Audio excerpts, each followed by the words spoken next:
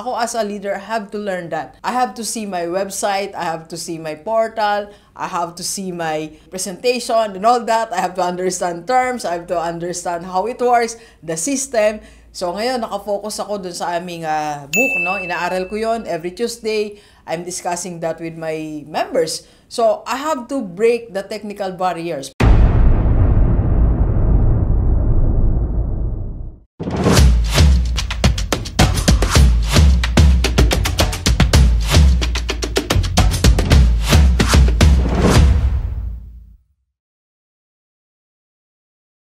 Believers, sagutin natin ang tanong, how to win? Paano ba maging winner? Yes. So, katatapos lang po ng convention natin, no? IMG Convention of Champions. And ito nga po, na-awardan tayo, top 2 SMD base and top 4 super base. So, marami nagtatanong sa akin, nagme-message, iba nakakwentuhan natin dito sa office, how to become a winner. Alam nyo, isa lang siguro ang sagot ko dyan. Actually, ganito. Ito pong sagot na to, it was also the line nung nag-introduce sa aming MC. So, ito po ang sabi niya sa aming MC. The breaker of many barriers. Ganda, no? Breaker of many barriers. Alam nyo, to become a winner, you have to break many barriers. Hindi lang isa ang dapat mong mapagtagumpayan. Hindi lang dalawa ang dapat mong mapagtagumpayan. Hindi lang tatlo. There are many barriers that you have to break na kailangan mong mapanalunan in order to become a winner. Pag isa lang napanalunan mo, you will never become a winner. Pag dalawa lang, hindi ka magiging winner. Madami ang kailangan nating talunin para maging winner po tayo. Alright? So, for example, balik tayo sa aming team, no? IMG Rockstar Community. Alam nyo, one of the barriers na binrake namin talaga, kasama ko po ang aking team, is differences. Una-una, sa time pa lang, marami akong members from Japan, US, Hong Kong, Canada, Singapore, UK. So, iba-iba yung oras namin. And I have to break that barrier. Ang time difference namin. So, nag-adjust ako, nag-adjust ang team namin. Alam niyo ba, madalas natutulog si Doc 11:30 na, 12 o'clock, 12:30. And even my team, nag-a-adjust din sila. So, we have to break that time difference. Alright? So, second, territorial differences. Magkakaiba kami ng lugar. Yun nga, sa ibang bansa, no? Dito sa Pilipinas, magkakaiba din kami ng lugar. Meron akong Baguio, meron akong Pampanga, meron akong Bicol, may Davao, may iba-ibang lugar. So, anong ginagawa namin? We have to break that. I have to break that difference in our location, in our place.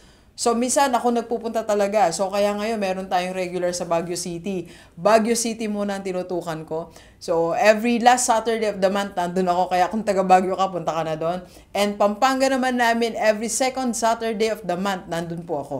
Okay? So, sa atin din po na may negosyo, you have to break the differences.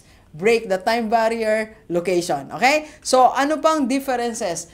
Even our culture namin kasi diverse po kami. Iba-iba po background namin. Ang member ko po marami, OFW, may mga doktor din po ako, may mga professional, may mga empleyado, may mga negosyante, merong nasa bahay lang. Iba-iba po kami ng pinanggalingan, iba-iba kami ng kultura. And as their leader, I have to initiate on how to break that barrier.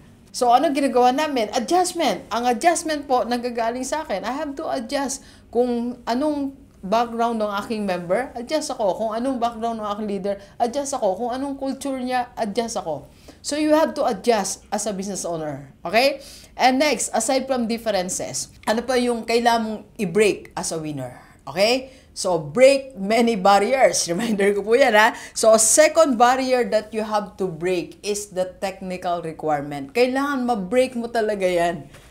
Kung ano yung technical requirement sa business mo, kailangan mapagtagumpayan mo yan. So, sa amin, ang technical requirement namin, of course, sa aming portal, no, sa aming Zoom and others, no, hindi naman ganun kahihirap, pero I have to learn. Ako as a leader, I have to learn that. I have to see my website, I have to see my portal, I have to see my presentation and all that. I have to understand terms, I have to understand how it works, the system.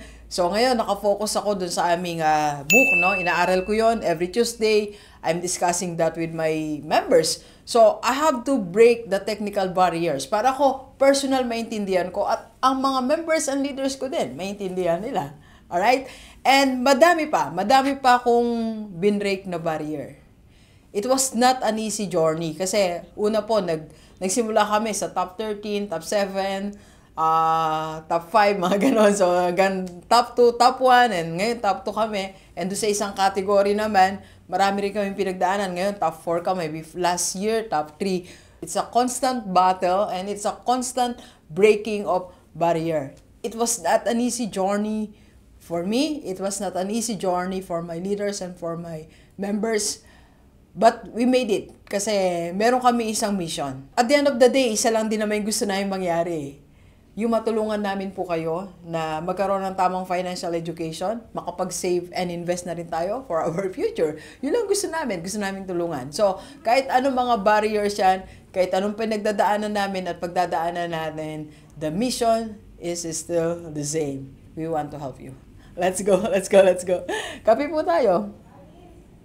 Thank you for watching. We are inviting you to attend our free webinar sa IMG Rockstar Community para makapag-invest ka na sa mutual fund at magkaroon ka na ng Kaiser. PM na sa personal FB ni Doc. Let's go!